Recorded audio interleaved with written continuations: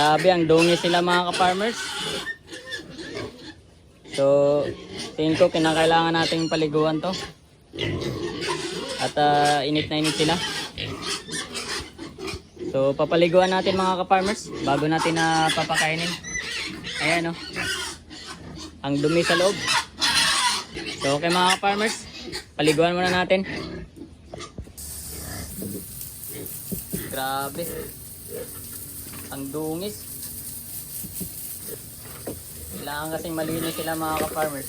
Gawa ng pumapasok sila sa kainan. So dapat malinis lalo na yung mga paa nila. At okay lang din naman magpapaligo tayo ngayon.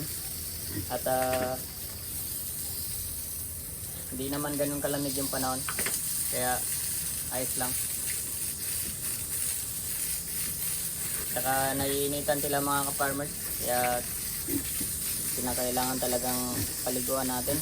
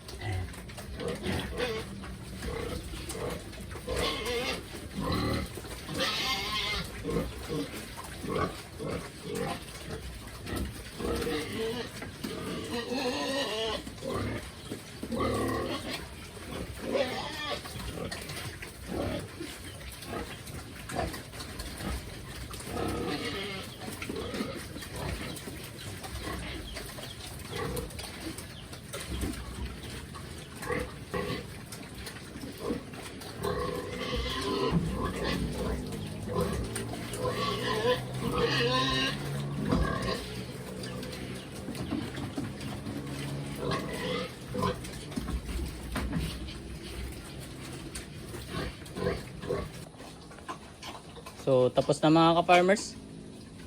Ubos na yung pagkain nila. Bali sinisimot na lang. So last day ngayon mga ka-farmers sa ating 3 days na transition.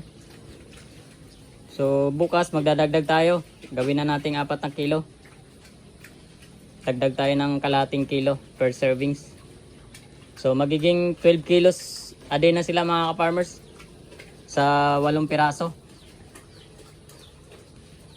So mamimit na natin yung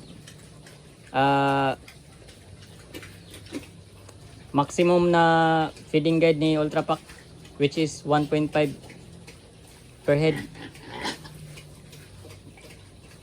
So tingin ko kayang-kaya naman lang mga ka-farmers kasi itong 3.5 saglit nga lang ubos na kagad nila. So gasino lang naman yung kalahating kilo para hindi nila mapagkasya lahat.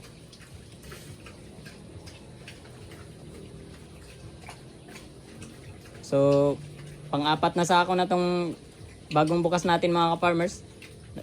Itong araw na to nagbukas tayo ng pang-4 na sako. So 4 na sako na lang din ang kulang para makabuo na tayo ng tig-1 sako na bawat isa sa kanila. Sa tingin ko mauubos natin yun before yung duration nila, which is 30 days na starter. Actually lagpas-lagpas na to mga ka-farmers gawa ng hindi naman tayo gumamit ng pre-starter. At ang duration ng pre-starter ay 20 days din yun. So bali instead na nag pre-starter tayo, starter na kagad yung ginamit natin. Kaya lagpas-lagpas na rin tayo. So pag nakakaubos na sila ng tig-1 sako mga ka-farmers, mag-ship na tayo ng grower.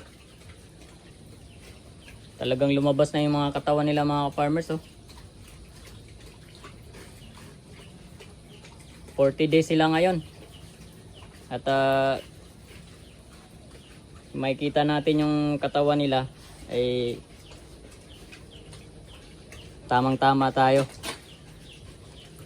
Hindi man natin na perfect pero malapit tayo doon. Sana tuloy-tuloy ito. Wala tayong magiging problema. Ito lang kasi yung medyo masilan mga ka-farmers, yung starter stage nila. Kasi pag nagka-problema tayo, doon na antala yung paglaki nila. Kaya dapat maagap tayo sa mga ganitong edad ng mga alaga natin.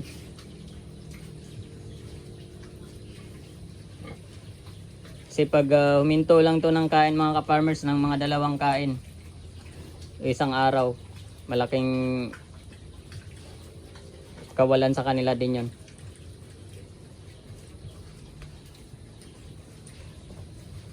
Ito mga ka-farmers, ang ganda na oh, turyosog.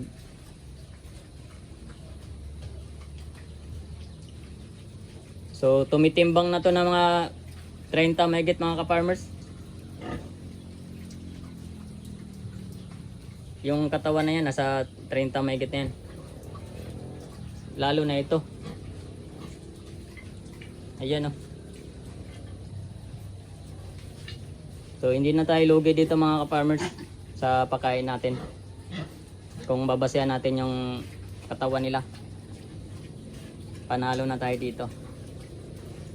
Kasi naka-4 na sako na tayo. Bali pang 4 na sako na itong binuksan natin.